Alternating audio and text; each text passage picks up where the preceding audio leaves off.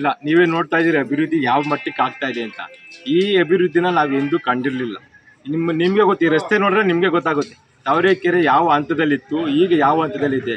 ಮುಂದೆ ಕೂಡ ಈಗ ಹಲವಾರು ರಸ್ತೆಗಳಿಗೆ ಅಭಿವೃದ್ಧಿಗೋಸ್ಕರ ಚಾಲನೆ ಕೊಡ್ಲಿಕ್ಕೆ ಬರ್ತಾರೆ. ಇನ್ನು ಮುಂದೆ 3.5 ಕೋಟಿ ರೂಪಾಯಿ ನಮ್ಮ ರಸ್ತೆ ರಾಜ್ಯ ಹೆದ್ದಾರಿ 111ಕ್ಕೆ ಹಾಕಿದ್ದಾರೆ. ಇನ್ನು ತುಂಬ ಹಲವಾರು ಕಾರ್ಯಕ್ರಮಗಳನ್ನು ರೂಪಿಸ್ತಾ ಇದ್ದಾರೆ. ನಮಗೆ ಈ ರಂಗನಾಥ್ ಅವರು ಶಾಸಕರಾದಮೇಲೆ ಹೆಚ್ಚು ಅನುದಾನ ತರ್ತಾ ಇದ್ದಾರೆ. ನಮ್ಮ ವ್ಯಾಪ್ತಿಗೆ, ನಮ್ಮ ಗ್ರಾಮ ಪಂಚಾಯತಿ ವ್ಯಾಪ್ತಿಗೆ ಸುಮಾರು ತರ್ತಾ ಇದ್ದಾರೆ. ನಮಗೆ ತುಂಬ ಖುಷಿ ಆಗ್ತಾ ಇದೆ. ಮತ್ತು ಮನೆಗಳು ಕೂಡ ನಮ್ಗೆ ಈಗ ನಮ್ಮ ಪಂಚಾಯತಿ ಕಡೆ ಪಂಚಾಯತಿ ಆದರೂ ಕೂಡ 75 ಕೊಟ್ಟಿದ್ದಾರೆ. ನಾವು ಅರ್ಥ ಮಾಡ್ಕೋಬೇಕು, ನಮ್ಮ ಸಾರ್ವಜನಿಕರಿಗೆ ಒಳ್ಳೆಯದಾಗೋದಕ್ಕೋಸ್ಕರನೇ ಇಷ್ಟು ಮನೆ ಕೊಟ್ಟಿದ್ದಾರೆ.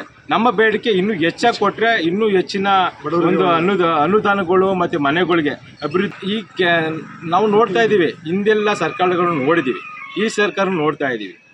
ಮನೆಗೂ ಪ್ರತಿ ಮನೆಗೂ ಕೂಡ ಅಭಿವೃದ್ಧಿನೇ ಆಗ್ತಾ ಇದೆ. ಯಾಕೆಂತಂದರೆ ಪ್ರತಿ ಮನೆಗೂ ಗೃಹಲಕ್ಷ್ಮಿಯಿಂದ 2,000 ಬರ್ತಾ ಇದೆ. ಮತ್ತು ಸಾರಿಗೆ ವೆಚ್ಚ ಮಹಿಳೆಯರಿಗೆ ಈಗ ಒಂದು ಮಾಗಡಿಗೆ ಹೋಗ್ಬೇಕು, ಒಂದು ಕುಣಿಗಲ್ಗೆ ಹೋಗ್ಬೇಕು ಅಂದರೂ ಕೂಡ ಒಂದು ಸಾರಿಗೆ ವೆಚ್ಚ ತಗುಲ್ತಾ ಇತ್ತು. ಅದಾದಮೇಲೆ ಅಕ್ಕಿ ದುಡ್ಡು ಬರ್ತಾ ಇದೆ. ಈ ಗೃಹ ಜ್ಯೋತಿ ಪ್ರತಿಯೊಂದು ಕೂಡ ಉಪಯೋಗ ಆಗ್ತಾ ಇದೆ. ಹೊರತು ಅನಾನುಕೂಲ ಅಂತೂ ಸಾರ್ವಜನಿಕರು ಆರೋಪ ಇದೆಲ್ಲ ನೀವೇ ನೋಡ್ತಾ ಇದ್ರಿ. ಅಭಿವೃದ್ಧಿ ಆಗದೇನೆ ಈ ರಸ್ತೆ ಆಗಿದೆಯಾ?